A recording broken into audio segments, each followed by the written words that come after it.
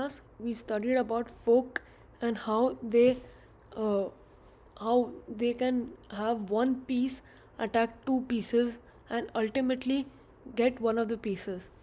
Today we're gonna learn a little bit more of an advanced tactic which is very strong, but it doesn't come up in an everyday game.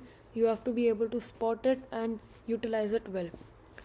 So discovered attack is a lot like how the name suggests. uh, we can see from this example that this rook has the file is in the same file as the queen, which means if the knight moves away, the rook will directly be attacking the queen. So we can derive that if the knight moves away, the queen will be under attack by the rook. So in this position, that is what we'll do. We can move a knight anywhere and it will attack the queen.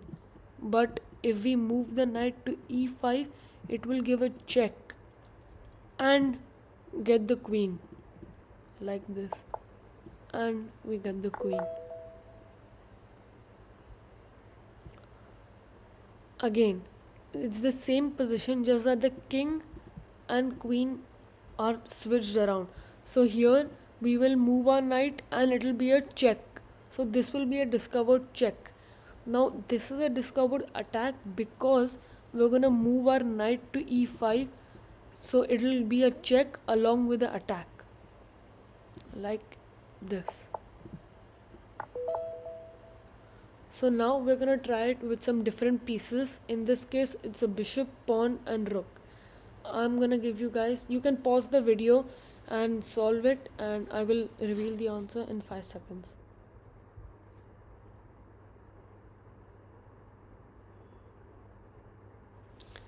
So the answer is d6.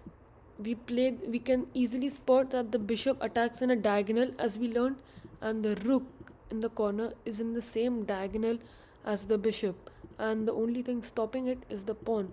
And we can see that when we move the pawn, both the rooks are under attack, and ultimately we will win the rook with a discovered attack. So this is a position where there are a lot of pieces on the board. So I will give you guys the answer to this one. The answer to this is knight here, because now we can play knight takes rook with check. Now we couldn't play, some of you might have thought that we can play knight e6 because then we would be attacking the queen. But if we do play this, then the king runs away, we win the queen, but then his rook takes it, and we have to understand that we are a queen down in this position, so we cannot afford to lose anything. Once we play here and we take the rook, it is checkmate. Hope you guys understood that.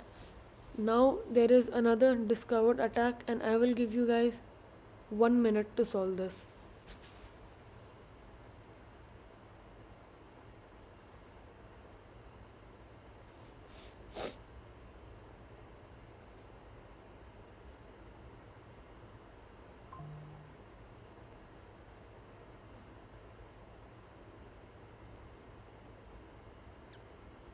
So I will give you guys a hint. We have to move the knight. Can you guys find it? The correct move is knight takes e4.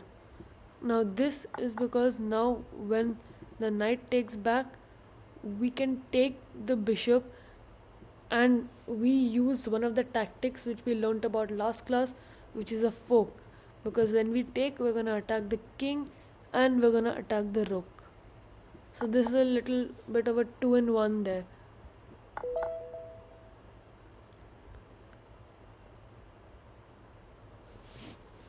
So I will give you guys 30 seconds to solve this puzzle.